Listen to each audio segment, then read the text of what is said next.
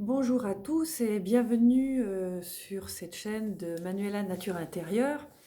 Aujourd'hui, j'avais envie de vous parler de comment trouver sa pépite.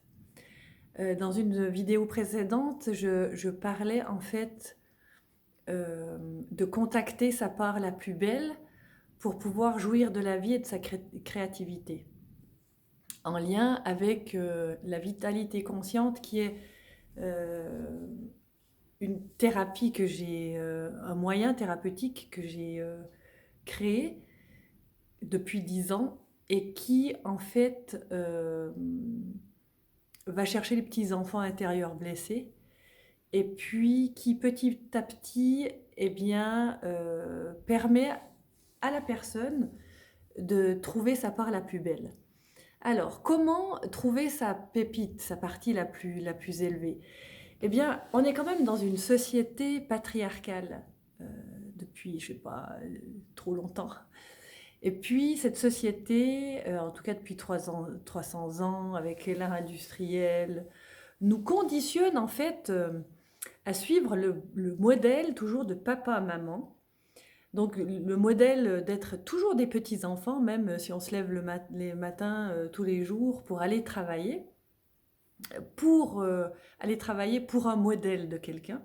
Et quand je vous dis papa-maman, c'est un phénomène de société qui nous laisse en fait dans notre état d'enfant, en tout cas d'adolescent, et qui empêche, pour moi, empêche l'être humain d'être très potentiellement actif dans sa créativité. Alors ça veut dire quoi être actif dans sa créativité? Vous allez me dire, mais moi quand je vais travailler, je crée. Je dirais la plupart du temps, les gens, ils créent pour les autres. Et là, ce que je vous propose, c'est justement de contacter sa propre créativité. Parce qu'en créant pour les autres, finalement, vous limitez la vôtre. Alors, je ne vous dis pas de quitter votre travail, je vous dis simplement que c'est permis d'être créatif et de jouir de sa créativité. Et en fait, quand on jouit de sa créativité, on fait jouir le monde aussi.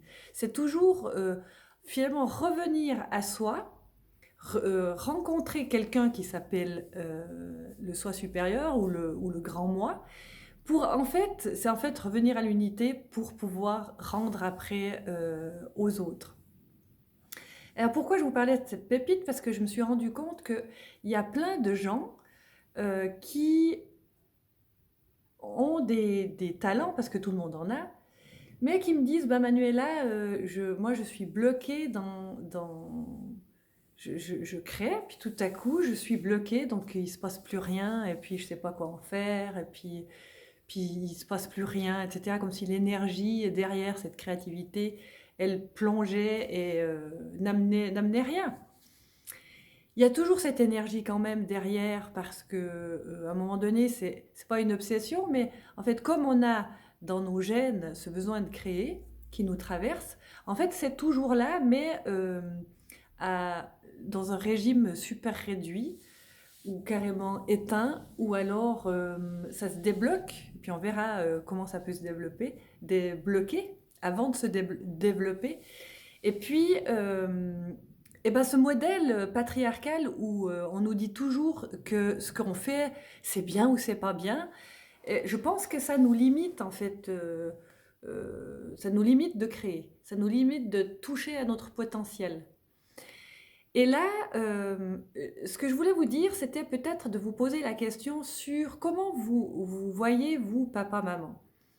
En sortant peut-être du mécanisme, je ne vous demande pas de regarder votre papa et votre maman comme si vous les regardiez dans un miroir là, maintenant, mais en fait, votre état d'obéissance, finalement, votre état d'obéissance par rapport à l'énergie de papa, maman. Est-ce qu'aujourd'hui, j'obéis encore à papa, maman, alors que j'ai, je sais pas moi, allez, on va dire 30, 35, mais ça peut être 22 aussi, hein. Enfin, l'état depuis qu'on est adulte, on va dire. Est-ce que j'obéis encore à papa et maman? Est-ce que j'obéis encore aux injonctions de papa et maman que j'ai reçues il y a 20 ans en arrière? Est-ce que je suis libre pour toucher ma créativité? Eh bien, moi, je vous dirais que la plupart, on n'est pas libre.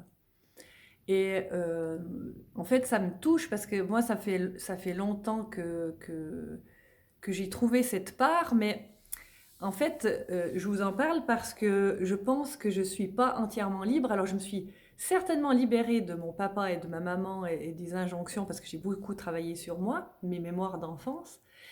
Mais je dirais la société, comme elle est patriarcale, il y a une espèce de collectif, de mouvement qui nous met sous cloche pour suivre un canevas. Et quand vous sortez un petit peu des starting blocks, on sera encore capable de vous dire qu'on est particulier. Moi, ça m'est arrivé, qu'on m'ait dit Emmanuela, tu es particulière, mais euh, il n'y a rien de particulier en fait à s'offrir le pouvoir d'être soi, de penser à travers ma conscience à moi et de pouvoir la partager ensuite. Alors ça devient justement plus compliqué quand justement ben, on travaille pour des sociétés, on travaille pour quelqu'un d'autre, qui a évidemment un objectif tout à fait avéré, puis presque quand même normal, d'atteindre, on va dire, le succès. Maintenant, il est clair que ces modèles qu'on nous impose aussi, parce qu'en en fait, on est les rois de créer des structures où tout le monde peut en profiter, certes, mais j'ai l'impression qu'il n'y a pas beaucoup de monde qui sont contents. Parce que justement, on suit les canevas d'autres personnes. Alors, soit, je dis pas, on peut faire une carrière comme ça, etc., mais à l'intérieur de soi. Est-ce que, et d'ailleurs vous pourrez me répondre en commentaire, est-ce qu'il n'y a pas une petite frustration de se dire, et d'y avoir pensé, parce que je pense que tout le monde y pense, que j'aurais pu créer ci, ou que j'aimerais encore créer ça, et puis que j'aimerais être mon boss à moi, on va dire, sans on me dise quoi faire, etc. Donc avoir la liberté totale de créer. C'est pas facile dans cette société, ça c'est sûr. Et ça m'amène, justement, je vous le disais, du fait qu'on soit là encore au mois d'avril, confiné, ça m'a fait beaucoup réfléchir là-dessus et je me dis, mais finalement, c'est, c'est, c'est, c'est moche de pas aller vers cette pépite. Alors des fois, on va vers la pépite avec un quart d'énergie, un demi-énergie, trois quarts, 100%.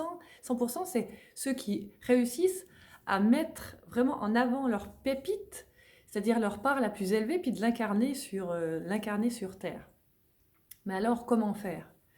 Moi, je dirais déjà, si vous vous saisissez du très complexe syndrome de suivre le canevas sur Terre de papa-maman, c'est-à-dire une obéissance incroyable à tout ce que vous pouvez entendre de l'extérieur, c'est clair que votre pépite et votre créativité pépite, elle ne va pas sortir comme ça. Parce qu'on va rester soumis au système.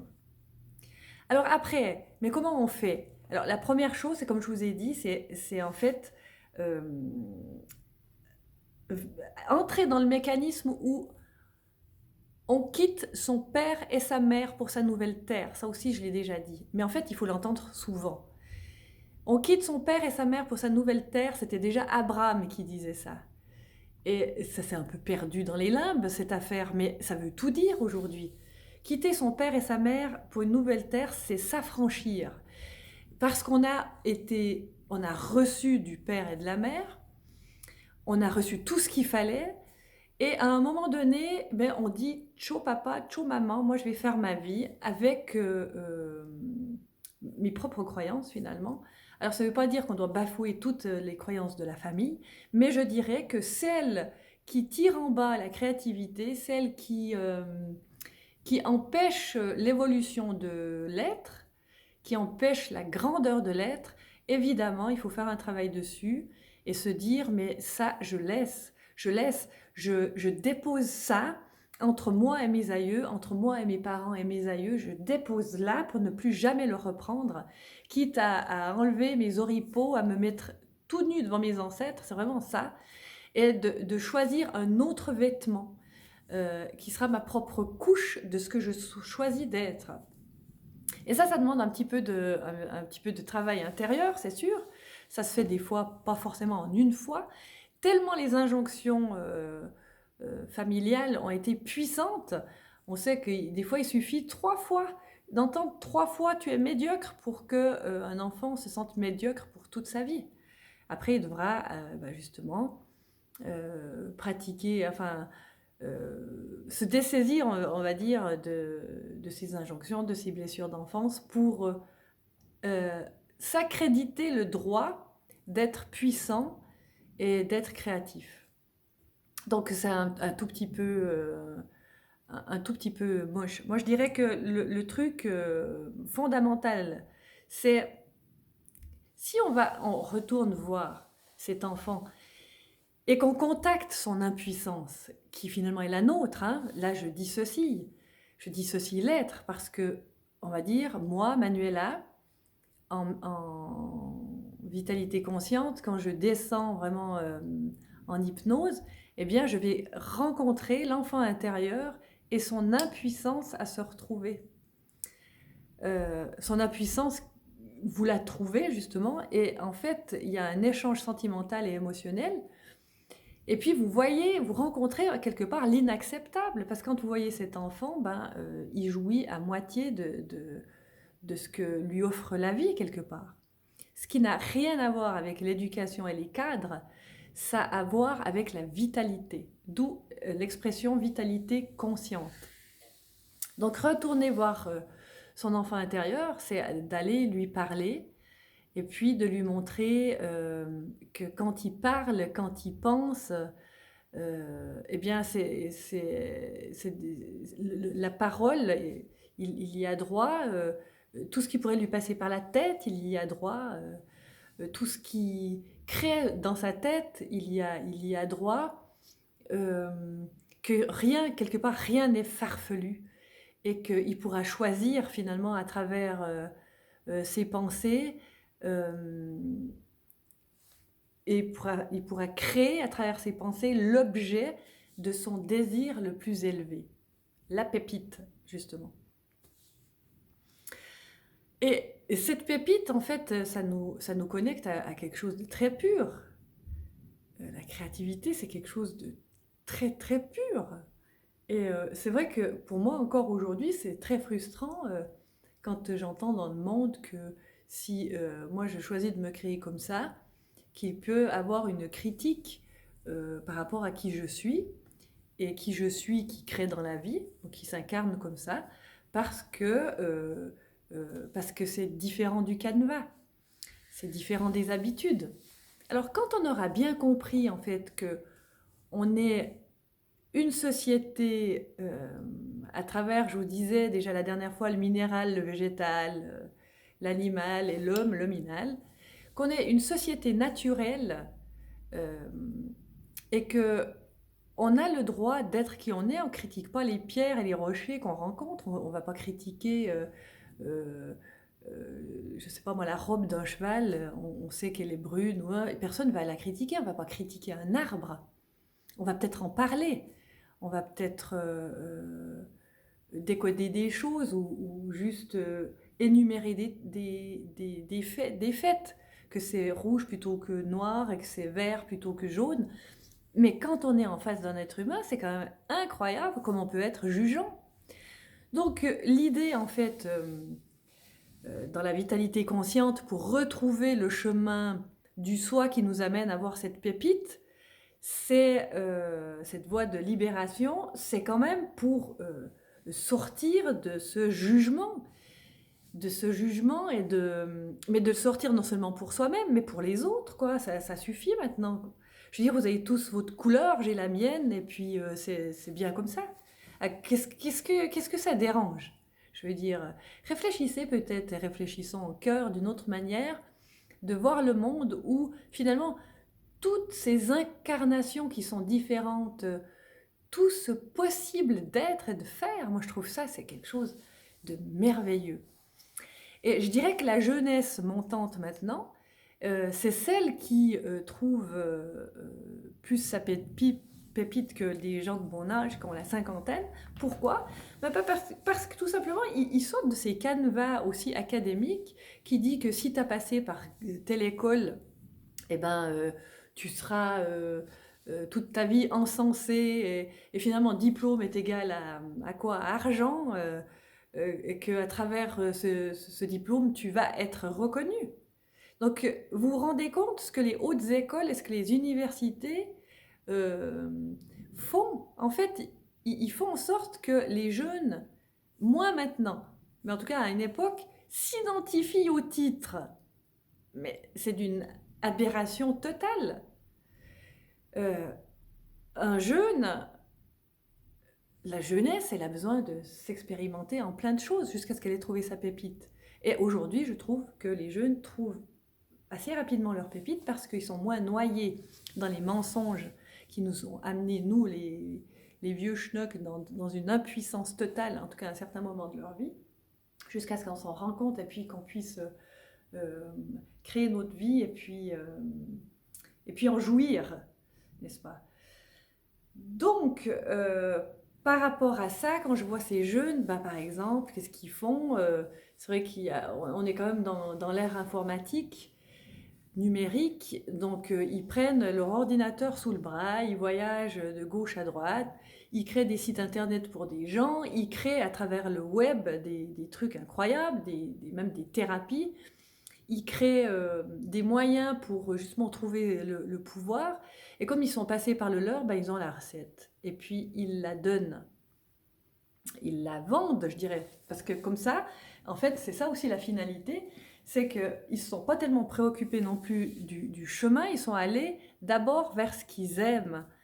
Et quand ils ont trouvé ce qu'ils aimaient, eh ben, le désir s'est amplifié.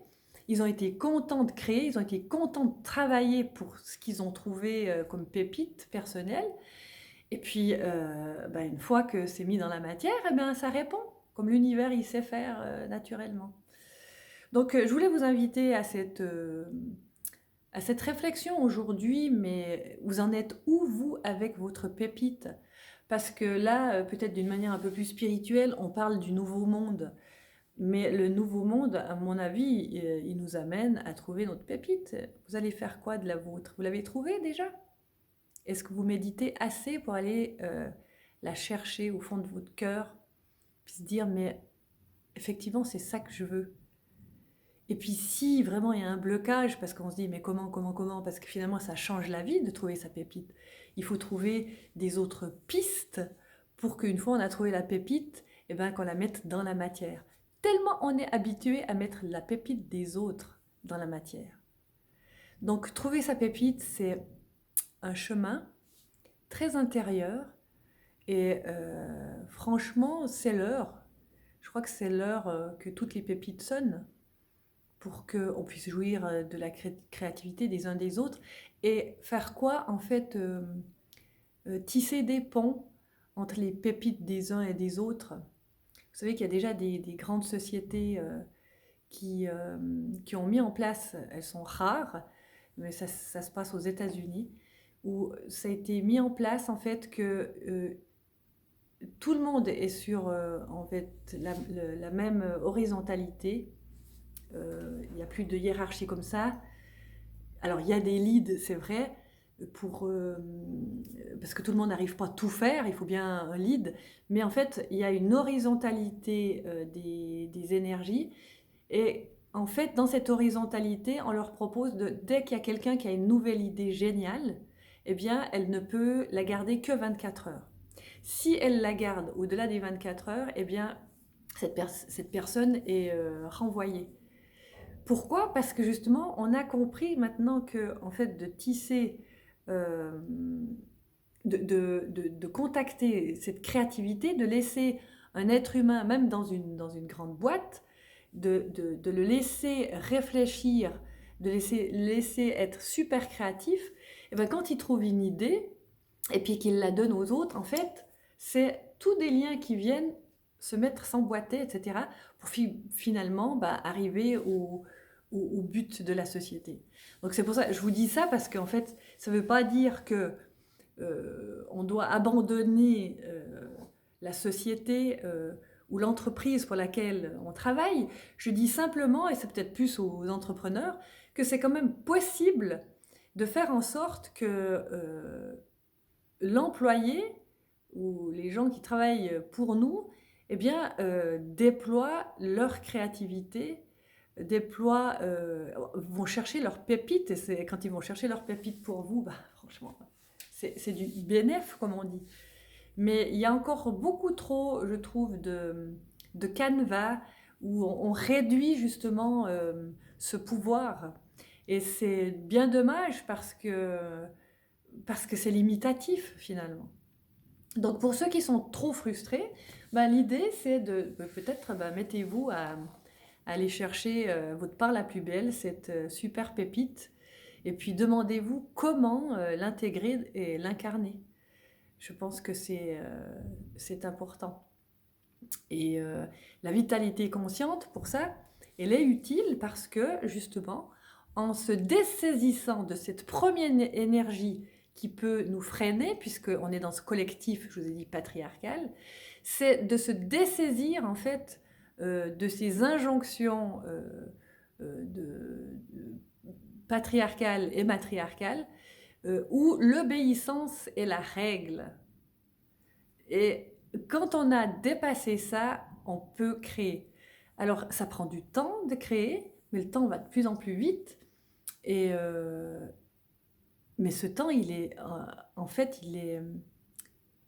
il passe dans la jouissance. Et ça, c'est, mon Dieu, mais heureusement que certains touchent ça. Mais plus on touchera ça, cette jouissance, et plus on va pouvoir le faire ressentir aux autres. Donc, c'était ça que je voulais vous dire. J'espère que c'est pas trop décousu, mais en fait, la vitalité consciente, c'est un art de voir, c'est un art d'observer à l'intérieur de soi, vraiment d'aller s'introspecter pour révéler cette part la plus belle, c'est cette part tellement touchante. Et en fait, on peut plus ne plus la voir une fois qu'on l'a touchée. Parce elle a été vue dans toute sa présence. Et c'est une présence énergétique qui a besoin de descendre sur Terre, entre guillemets. Hein. Donc, quand elle descend sur Terre, elle fait quoi? Ben, elle s'incarne. Donc, il faut vraiment garder cette énergie puissante dans l'incarnation pour la mettre au monde. Donc je vous encourage tous à veiller, à les contacter, ensuite à veiller sur votre pépite et à trouver les idées géniales pour qu'elles s'incarnent. Voilà mes chers, alors je vous laisse cogiter à tout ça. Mettez-moi des commentaires, likez, partagez. Et moi je me réjouis de vous voir dans une autre vidéo suivant l'idée qui me traverse. Ok, je vous souhaite une excellente journée. Au revoir.